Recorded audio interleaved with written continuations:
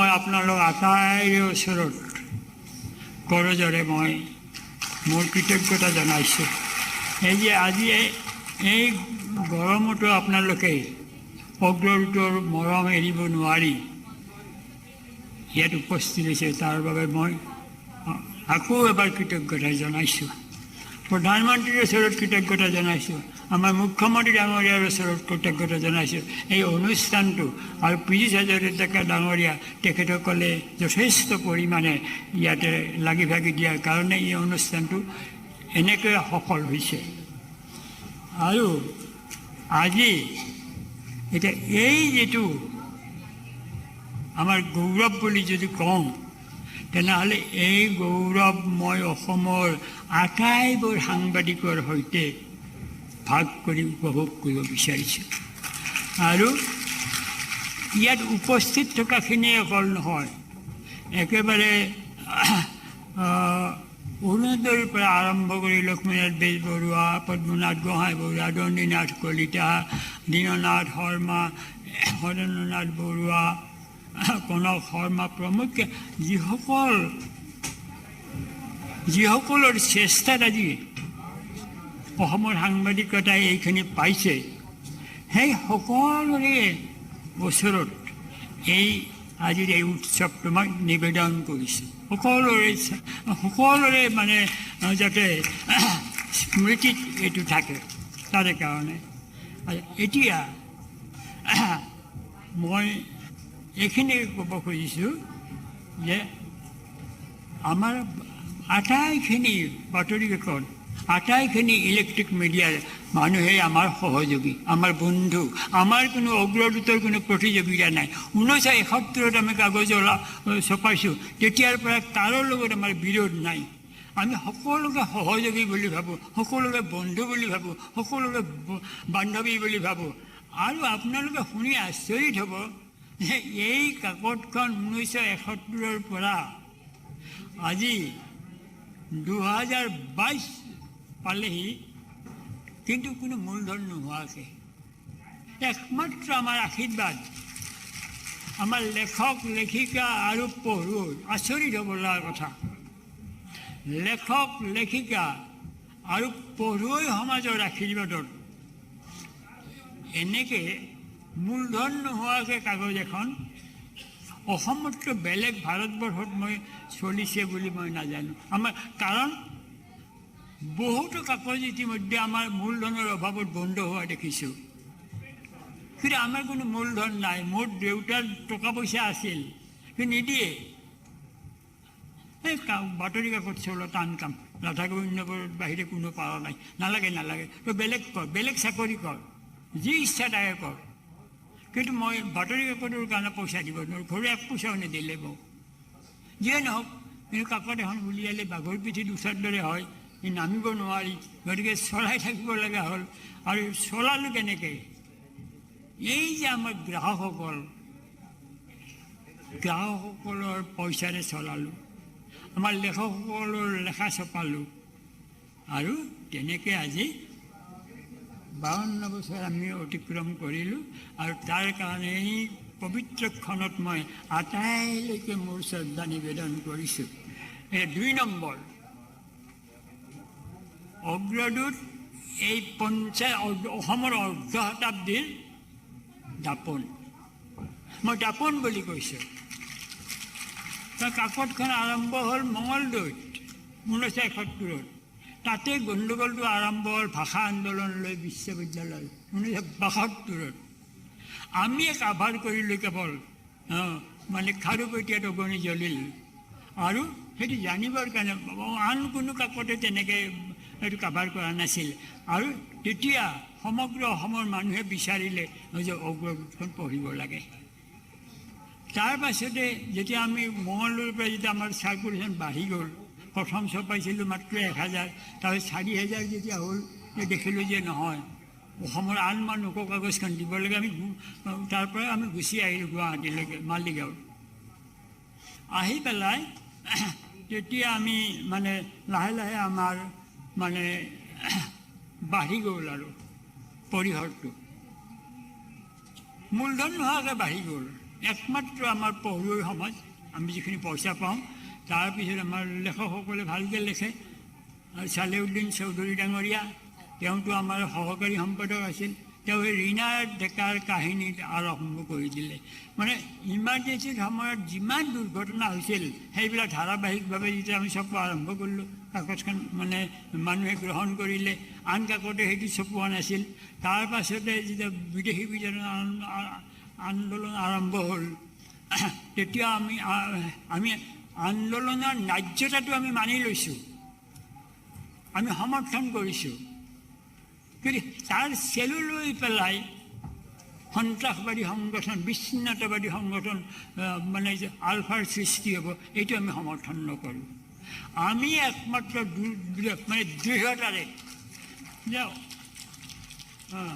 মানে অসম ভাৰতৰ অবিচ্ছেদ্য অংগ তাৰ কোনো বিকল্প হ'ব নোৱাৰে অসম অংগৰাজ্য নহয় অসমৰ পৰা ভাৰতৰ ৰাষ্ট্ৰপতি হৈছে অসমৰ পৰা সাহিত্য একাডেমী নেহেৰুৰ পিছতে প্ৰথম সভাপতি ডক্টৰ বীৰেন্দ্ৰ ভট্টাচাৰ্য সংগীত নাটক একাডেমীৰ সভাপতি হৈছে ভাৰত ৰত্ন পাইছে কি পোৱা নাই আৰু গতিকে আমাৰ গোটেই কথাটো হ'ল যে আমি মানে আলফাৰ বিৰুদ্ধে থাকিলোঁ আৰু আমাক আচৰিত কথা যে তেতিয়া আমাৰ চিপাহী থাকে 21জন 3টা মেটেল ডিটেক্টৰ 4জন মোৰ PSC 1990ৰ পৰা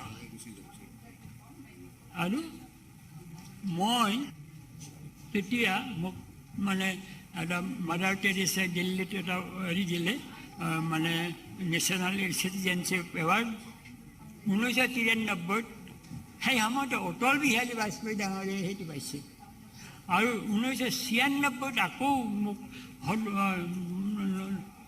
মানে ৰাম মনোহৰ লোহিয়া বঁটা দিলে গতিকে মোৰ সময় খুব তাকৰ আপোনালোকে জানিছেই গতিকে শেষত এটা বাক্যৰে মই সামৰণি মাৰিছোঁ জৰ্জ বাৰ্নাৰ্ড 96 বছৰতে লিখি আছে তেওঁ সুধিলে যে আপোনাৰতো ল'ৰা ছোৱালী নাই কি লিখি আছে আপুনি বোলে নতুন পুৰুষৰ কাৰণে মই লিখি আছোঁ মোৰ নতুন প্ৰজন্মৰ কাৰণে গতিকে কনক সেন ডেকাইও ক'ব খোজে যে মই যিখিনি লিখি আছোঁ নতুন পুৰুষৰ কাৰণে অসমক স্বাৱলম্বী কৰিব লাগিব অৰ্থনৈতিকভাৱে অসমক সাংস্কৃতিকভাৱে আমাৰ সংস্কৃতি অসমৰ অটুট ৰাখিব লাগিব তাৰে কাৰণে মই অবিৰতভাৱে মৃত্যুৰ আগমুহূৰ্তলৈকে কলম চলাই যাম এইখিনিয়ে ক'লোঁ মোক মোৰ সময় মাত্ৰ 5 মিনিট গতিকে আৰু মই আটাইলৈকে ধন্যবাদ জনালোঁ আৰু বিশেষকৈ তথ্য সংযোগ বিভাগৰ সঞ্চালক ডাঙৰীয়া কমিশ্যনাৰ ডাঙৰীয়া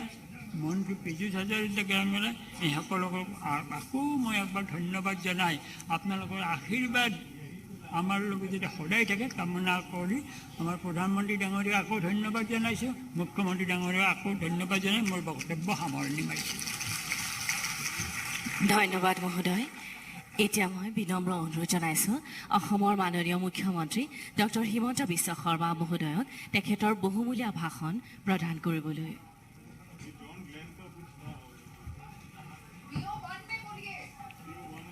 परम आदरणीय भारतवर्ष के यशस्वी प्रधानमंत्री श्री नरेंद्र मोदी जी আজি আমাৰ মাজত উপস্থিত অগ্ৰদূত কাগজৰ মুখ্য সম্পাদক আমাৰ সকলোৰে আদৰ্শ আৰু প্ৰেৰণাৰ প্ৰতীক কনকসেন ডেকা ডাঙৰীয়া অগ্ৰদূতৰ সোণালী জয়ন্তী উদযাপন সমিতিৰ সভাপতি দয়ানন্দ পাঠক ডাঙৰীয়া মোৰ মন্ত্ৰীসভাৰ সতীৰ্থ অতুল বৰা কেশৱ মহন্ত পীযুষ হাজৰিকা ডাঙৰীয়া আৰু সুধীবৃন্দ आसाम के संवाद जगत के लिए आज का दिन बहुत ही शुभ है राज्य के एक विशेष समाचार पत्र अग्रदूत ने अपनी प्रतिष्ठा के 50 वर्ष पूरे किए हैं इस शुभ अवसर पर मैं अग्रदूत समाचार पत्र से जुड़े सभी लोगों को हार्दिक शुभकामना देता हूँ इस गौरवशाली क्षण में आज हमारा बीच भारत की परम आदरणीय प्रधानमंत्री श्री नरेंद्र मोदी जी वीडियो कॉन्फ्रेंसिंग के माध्यम में हमारा साथ मौजूद है। मैं उनकी उदारता के लिए मैं माननीय प्रधानमंत्री जी को आभार व्यक्त करता हूँ। 1971 सनत मंगलदৈৰ পৰা प्रकाशित 3 দিনীয়া অগ্ৰদূত পিছলৈ গুৱাহাটীৰ মালিগাঁও আৰু অৱশেষত দিছপুৰৰ পৰা প্ৰকাশ হৈ আহিছে। 1995 চনৰ পৰা অগ্ৰদূত দৈনিক কাকতলৈ ৰূপান্তৰ হৈছিল। সংবাদ সেৱাকে জীৱনৰ ব্ৰড হিচাপে লৈ যোৱা 50 বছৰে শ্ৰী কনক সেন ডেকা ডাঙৰীয়াই আগবঢ়োৱা ঐকান্তিক অৰিহণাৰ বাবে আজি অগ্ৰদূত কাকতখন অসমৰ জাতীয় জীৱনৰ এক সম্পদ, এক জীয়ন্ত প্ৰবাহলৈ ৰূপান্তৰিত হৈছে। অসমৰ বাতৰি কাকতৰ 150 বছৰীয়া গৌৰৱ উজ্জ্বল ইতিহাসত ভোটা তৰাৰ দৰে জিলিকি থকা এক উজ্জ্বল ৰত্ন হৈছে অগ্ৰদূত কাকতৰ প্ৰতিষ্ঠাপক সম্পাদক প্ৰথিতযশা সাংবাদিক কনক সেন ডেকা ডাঙৰীয়া। 1933 চনৰ জুলাই মাহৰ 16 তাৰিখে নলবাৰী জিলাৰ বেলখৰৰ পৰা জন্মগ্ৰহণ কৰা ডেকাই শিক্ষকতাৰ কৰ্মজীৱনৰ পাতনি মেলি মঙলদৈৰ পৰা 1971 চনতে পখেকীয়া অগ্ৰদূত প্ৰকাশ কৰি সাংবাদিকতাৰ মনোনিৱেশ কৰিছিল। চাইকেল চলাই তেখেতে অগ্ৰদূত বাতৰি কাকত প্ৰকাশৰ কাম কৰি তাক পাঠকৰ গ্ৰহণযোগ্য কৰি তুলিছিল। কনক সেন ডেকা ডাঙৰীয়া নিভাজ দেশপ্ৰেমিক, সাম্যবাদী চিন্তাধাৰাৰ অক্লান্ত সাংবাদিক। আপোচবিহীন সাংবাদিকতা তেখেতৰ ধৰ্ম। माननीय प्रधानमंत्री जी, जब असम में अल्फा का एजिटेशन हुआ था, सारे हमारा असम का इंटेलेक्चुअल एक प्रकार मूक बन करके रखा था, या तो परोक्ष रूप से कोई सारे लोग अल्फा का समर्थन किया था। लेकिन वो समय में सारे डिसएडवांटेज सिक्योरिटी थ्रेट को भी ना करते हुए कनक सेन डेका जी ने अल्फा का इंडिपेंडेंट असम कॉन्सेप्ट का खिलाफ एक बहुत बड़ा इंटेलेक्चुअल मूवमेंट असम में निर्माण किया था। उनके लिए उन्होंने कोई सारा पर्सनल सैक्रिफाइस करना पड़ा और एक प्रकार जो अल्फा का इंडिपेंडेंट असम का जो कॉन्सेप्ट नौजवानों का बीच में वो लोग थोड़ा सक्सेस भी हुआ था थोड़ा गैल्वेनाइज करने में, लेकिन उस समय कनक सेन डेका जी ने अपना पत्र में और पुस्तक लिखकर ये कॉन्सेप्ट को पूरा डिमोलिश किया और उन्होंने बोला कि असम भारत का अंग राज्य नहीं है, असम भारत का अभिन्न अंग है। ये एक कॉन्सेप्ट और ये एक हमारा जो एक राष्ट्रवाद का धारा कनक सेन डेका जी ने असम का नौजवान को दिया था और आज यही हम मंत्र मान के आगे चल रहा हूं और एक राष्ट्र प्रेम, देश प्रेम का भावना असम में निर्माण भी हुआ है और उसको लेके हम लोग बहुत ही गौरवान्वित भी है। कनक सेन डेका जी ने हमेशा बताता था कि बंदूक से नहीं, राइफल से नहीं, असम का लोग अगर आगे जाना है तो कर्म संस्कृति को लेके असम में एक इकोनॉमिक रीजनरेशन करके ही असम को आगे जाना पड़ेगा और यही रास्ता हमारा यंग जनरेशन को अपनाना पड़ेगा। एगराकी सांबादिकर जीवनলৈ भाबुकी আহিছিলে, বিভিন্ন সময়ত তেখেতে প্ৰত্যাহ্বানৰ সন্মুখীন হৈছিল, এই গোটেইবিলাকক নেওচি তেখেত আগুৱাই গৈছিল। आज जब अग्रदूत समाचार पत्र का 50 साल पूरा हुआ है, मैं श्री कनक सेन डेका और पूरा अग्रदूत परिवार को बहुत बहुत अभिनंदन करता हूं और आगे का 50 साल भी अग्रदूत यही हिसाब से आगे बढ़ते रहे, इसके लिए भगवान को मैं प्रार्थना करता हूं।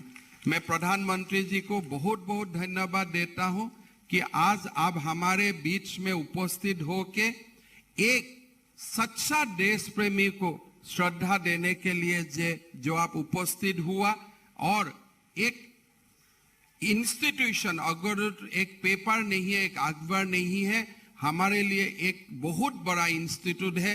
आप आके अग्रदूत के लिए जो सम्मान दिया, इसलिए मैं सारा आसाम वासियों का ओर से आपको बहुत बहुत धन्यवाद देता हूं। और कनक सेन डेका डांगरिया और अग्रदूत काकतर एक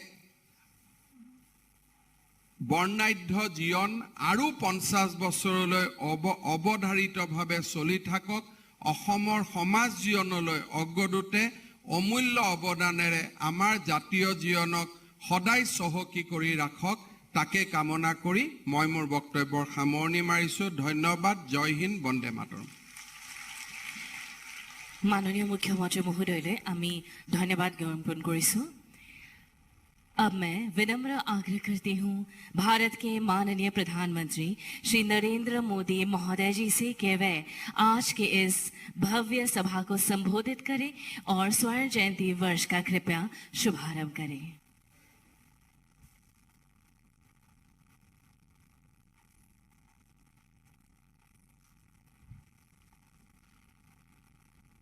असम के ऊर्जावान मुख्यमंत्री श्री हेमंता बिश्व शर्मा जी, मंत्री श्री अतुल बोहरा जी, केशव महंता जी, पीजूप हजारिका जी, गोल्डन जुबिली सेलिब्रेशन कमेटी के अध्यक्ष डॉक्टर दयानंद पाठक जी, अग्रदूत के चीफ एडिटर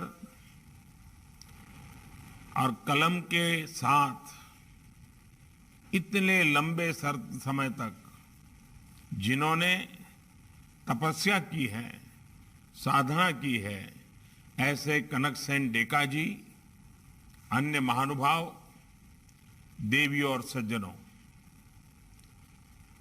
असमिया भाषा में नॉर्थ ईस्ट की सशक्त आवाज दैनिक अग्रदूत से जुड़े सभी साथियों, पत्रकारों, कर्मचारियों और पाठकों को 50 वर्ष 5 दशक की इस स्वर्णिम यात्रा के लिए मैं बहुत बहुत बधाई देता हूं, बहुत बहुत शुभकामनाएं देता हूं। आने वाले समय में अग्रदूत नई ऊंचाइयों को छुए।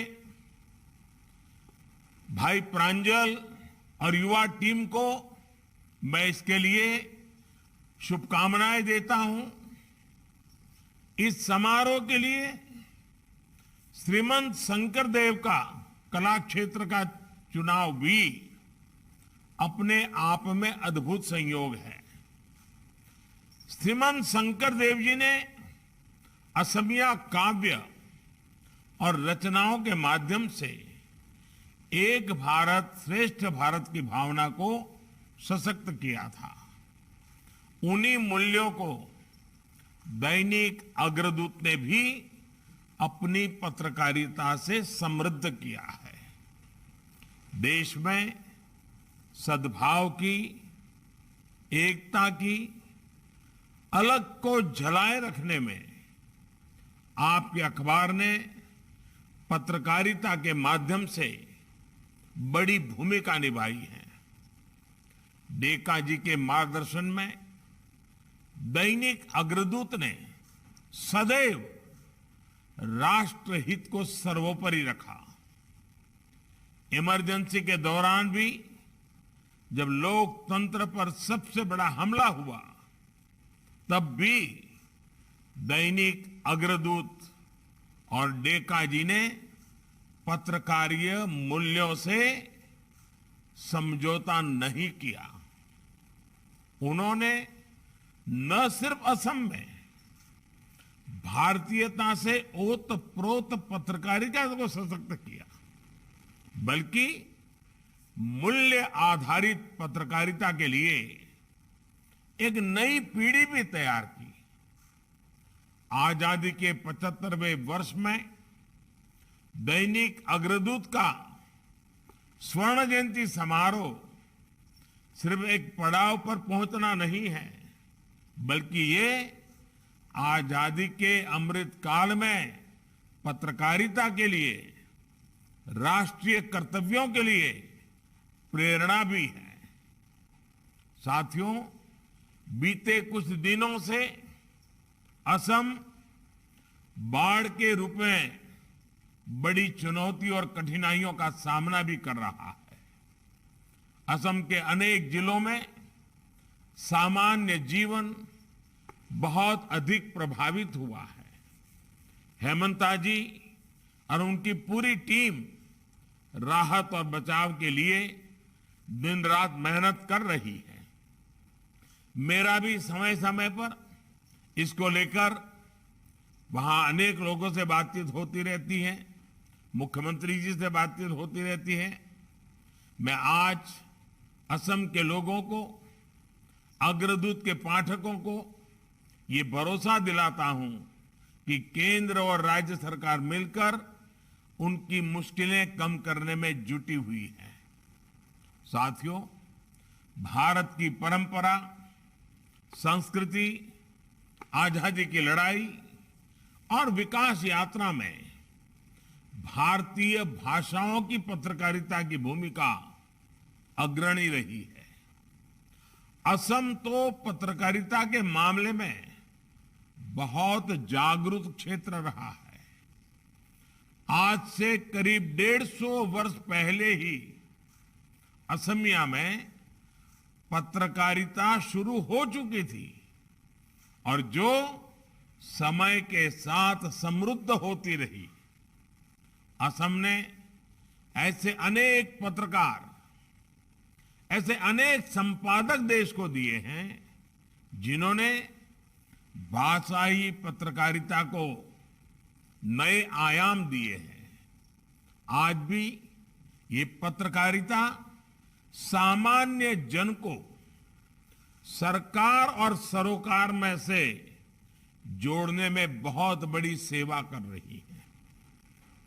साथियों, दैनिक अग्रदूत के पिछले 50 वर्षों की यात्रा असम में हुए बदलाव की कहानी सुनाती है।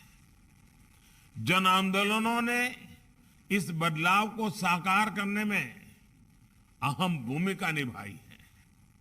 जन आंदोलनों ने असम की सांस्कृतिक विरासत और असमिया गौरव की रक्षा की और अब जन भागीदारी की बदौलत असम विकास की नई गाथा लिख रहा है।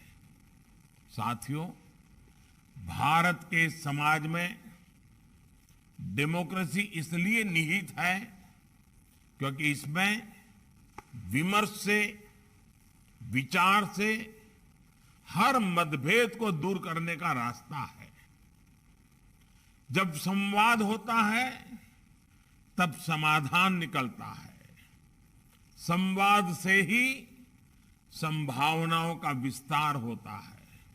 इसलिए भारतीय लोकतंत्र में ज्ञान के प्रवाह के साथ ही सूचना का प्रवाह भी अविरल बहा और निरंतर बह रहा है।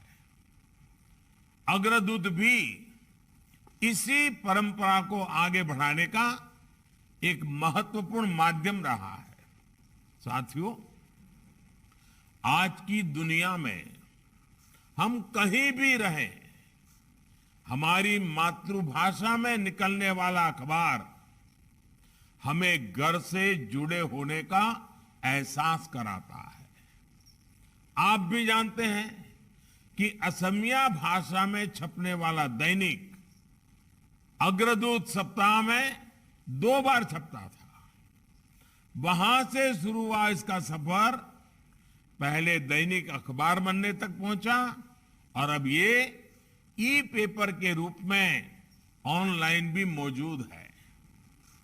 दुनिया के किसी भी कोने में रहकर भी आप असम की खबरों से जुड़े रह सकते हैं, असम से जुड़े रह सकते हैं। इस अखबार की विकास यात्रा में हमारे देश के बदलाव और डिजिटल विकास की झलक दिखती है। डिजिटल इंडिया आज लोकल कनेक्ट का मजबूत माध्यम बन चुका है। आज जो व्यक्ति ऑनलाइन अखबार पढ़ता है वो ऑनलाइन पेमेंट भी करना जानता है। दैनिक, अग्रदूत और हमारी मीडिया असम और देश के इस बदलाव का साक्षी रहा है। साथियों, आजादी के 75 वर्ष जब हम पूरा कर रहे हैं तब एक प्रश्न हमें जरूर पूछना चाहिए। इंटेलेक्चुअल स्पेस किसी विशेष भाषा को जानने वाले कुछ लोगों तक ही सीमित क्यों रहनी चाहिए? ये सवाल सिर्फ इमोशन का नहीं है बल्कि साइंटिफिक लॉजिक का भी है। आप जरा सोचिए, बीती 3 औद्योगिक क्रांतियों में भारत रिसर्च एंड डेवलपमेंट में पीछे क्यों रहा? जबकि भारत के पास नॉलेज की, जानने समझने की, नया सोचने, नया करने की परंपरा सदियों से चली आ रही है। इसका एक बड़ा कारण यह है कि हमारी ये संपदा भारतीय भाषाओं में थी। गुलामी के लंबे कालखंड में भारतीय भाषाओं के विस्तार को रोका गया और आधुनिक ज्ञान विज्ञान रिसर्च को इक्का दुक्का भाषाओं तक सीमित कर दिया गया। भारत के बहुत बड़े वर्ग की उन भाषाओं तक, उस ज्ञान तक एक्सेस ही नहीं था। यानी इंटेलेक्ट का, एक्सपर्टाइज का दायरा निरंतर सिकुड़ता गया, जिसने इन्वेंशन और इनोवेशन का पूल भी लिमिटेड हो गया। 21वीं सदी में जब दुनिया चौथी औद्योगिक क्रांति की तरफ बढ़ रही है, तब भारत के पास दुनिया को लीड करने का बहुत बड़ा अवसर है। ये अवसर हमारी डेटा पावर के कारण है, डिजिटल इंक्लूजन के कारण है। कोई भी भारतीय best information, best knowledge, best skill और बेस्ट अपॉर्चुनिटी से सिर्फ भाषा के कारण वंचित ना रहे, ये हमारा प्रयास है। इसलिए हमने राष्ट्रीय शिक्षा नीति में भारतीय भाषाओं में पढ़ाई को प्रोत्साहन दिया। मातृभाषा में पढ़ाई करने वाले छात्र कल चाहे जिस प्रोफेशन में जाएं, उन्हें अपने क्षेत्र की जरूरतों और अपने लोगों की आकांक्षाओं की समझ रहेगी। इसके साथ ही अब हमारा प्रयास है कि भारतीय भाषाओं में दुनिया का बेहतरीन कंटेंट उपलब्ध हो। इसके लिए नेशनल लैंग्वेज ट्रांसलेशन मिशन पर हम काम कर रहे हैं। प्रयास ये है कि इंटरनेट, जो कि नॉलेज का, इंफॉर्मेशन का बहुत बड़ा भंडार है, उसे हर भारतीय अपनी भाषा में प्रयोग कर सके। 2 दिन पहले ही इसके लिए भाषिनी प्लेटफॉर्म लॉन्च किया गया है। ये भारतीय भाषाओं का यूनिफाइड लैंग्वेज इंटरफेस है। हर भारतीय को इंटरनेट से आसानी से कनेक्ट करने का प्रयास है, ताकि वो जानकारी के, ज्ञान के इस आधुनिक स्रोत से, सरकार से, सरकारी सुविधाओं से आसानी से अपनी भाषा से जुड़ सके, संवाद कर सके। इंटरनेट को करोड़ों करोड़ भारतीयों को अपनी भाषा में उपलब्ध कराना सामाजिक और आर्थिक हर पहलू से महत्वपूर्ण है। सबसे बड़ी बात ये, एक भारत श्रेष्ठ भारत मजबूत करने, देश के अलग अलग राज्यों से जुड़ने, घूमने फिरने और कल्चर को समझने में ये बहुत बड़ी मदद करेगा। साथियों, असम सहित पूरा नॉर्थ ईस्ट तो टूरिस्ट, कल्चर और बायोडायवर्सिटी के लिए लिहाज से बहुत समृद्ध है। फिर भी अभी तक ये पूरा क्षेत्र उतना एक्सप्लोर नहीं हुआ है जितना होना चाहिए था। असम के पास भाषा, गीत, संगीत के रूप में जो समृद्ध विरासत है, उसे देश और दुनिया तक पहुंचाना चाहिए। पिछले 8 वर्षों से असम और पूरे नॉर्थ ईस्ट को आधुनिक कनेक्टिविटी के हिसाब से जोड़ने का अभूतपूर्व प्रयास चल रहा है। इससे असम की, नॉर्थ ईस्ट की, भारत की ग्रोथ में भागीदारी लगातार बढ़ रही है। अब भाषाओं के लिहाज से भी ये क्षेत्र डिजिटली कनेक्ट होगा तो असम की संस्कृति, जनजातीय परंपरा और टूरिज्म को बहुत लाभ होगा। साथियों, इसलिए मेरा अग्रदूत जैसे देश के हर भाषाई पत्रकारिता करने वाले संस्थानों से विशेष निवेदन रहेगा कि डिजिटल इंडिया के ऐसे हर प्रयास से अपने पाठकों को जागरूक करें। भारत के टेक फ्यूचर को समृद्ध और सशक्त कराने के लिए सबका प्रयास चाहिए। स्वच्छ भारत मिशन जैसे अभियान में हमारे मीडिया ने जो सकारात्मक भूमिका निभाई है, उसकी पूरे देश और दुनिया में आज भी सराहना होती है। इसी तरह अमृत महोत्सव में देश के संकल्पों में भी आप भागीदार बनके इसको एक दिशा दीजिए, नई ऊर्जा दीजिए। असम में जल संरक्षण और उसके महत्व से आप भली भांति परिचित हैं। इसी दिशा में देश इस समय अमृत सरोवर अभियान को आगे बढ़ा रहा है। देश हर जिले में 75 अमृत सरोवरों के लिए काम कर रहा है। इसमें मुझे पूरा विश्वास है कि अग्रदूत के माध्यम से असम का कोई नागरिक ऐसा नहीं होगा जो इससे जुड़ा नहीं होगा। सबका प्रयास नई गति दे सकता है। इसी तरह आजादी की लड़ाई में असम के स्थानीय लोगों का, हमारे आदिवासी समाज का इतना बड़ा योगदान रहा है। एक मीडिया संस्थान के रूप में इस गौरवशाली अतीत को जन जन तक पहुंचाने में आप बड़ी भूमिका निभा सकते हैं। मुझे यकीन है अग्रदूत समाज के इन सकारात्मक प्रयासों को ऊर्जा देने का अपना कर्तव्य जो पिछले 50 साल से निभा रहा है, आने वाले भी अनेक दशकों तक निभाएगा, ऐसा मुझे पूरा विश्वास है। असम के लोगों और असम की संस्कृति के विकास में वो लीडर के तौर पर काम करता रहेगा। Well inform, better inform society ही हम सभी का ध्येय हो। हम सभी मिलकर इसके लिए काम करें। इसी सदिच्छा के साथ एक बार फिर आपको स्वर्णिम सफर की बधाई और बेहतर भविष्य की अनेक अनेक शुभकामनाएं।